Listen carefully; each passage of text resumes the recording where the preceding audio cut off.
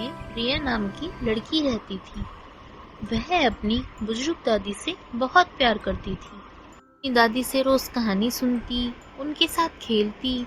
वो दोनों एक दूसरे के साथ बहुत समय व्यतीत करते थे। लेकिन जैसे जैसे रिया बड़ी हुई, वह अपने होमवर्क, टीवी, मोबाइल और अपने खेल में लगी रहती थी।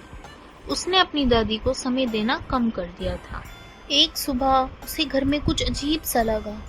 रोज की तरह उसे अपनी दादी की आवाज नहीं आ रही थी, न रामायण की पाठ की और न हल्की सी खांसी की। रिया जल्दी से उठी और अपनी दादी के कमरे में गई। उसने देखा कि उसकी दादी चुपचाप लेटी थी और उनकी आंखें भी बंद थी।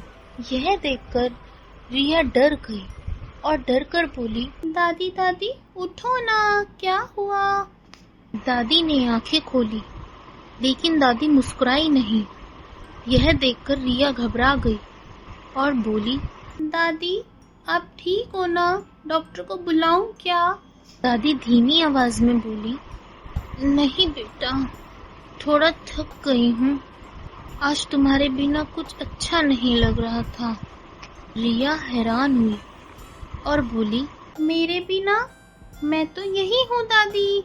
दादी ने धीरे से कहा, अब तो रोज स्कूल, होमवर्क, टीवी और मोबाइल में बिजी रहती है ना, और अब तू बड़ी हो गई है तो मुझे समय नहीं देती, तो मेरा मन उदास हो गया था।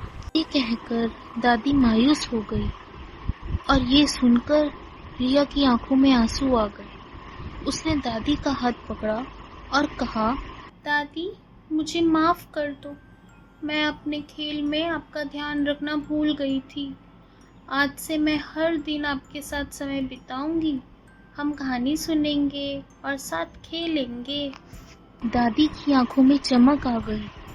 वो मुस्कुराई और बोली, बस यही दवा चाहिए थी मुझे, मेरी रिया की मुस्कान और उसका प्यार। फिर रिया के चेहरे पर भी मुस्कुराहट आ गई और उस दिन से रिया ने हर रोज दादी के साथ समय बिताना शुरू कर दिया। कभी कहानी सुनती, कभी पुरानी एल्बम देखती, कभी साथ में पूजा करती। सीख: बुजुर्गों को दवा से ज्यादा प्यार और साथ की जरूरत होती है। थोड़ा सा समय भी उनके लिए सबसे बड़ी खुशी बन जाता है।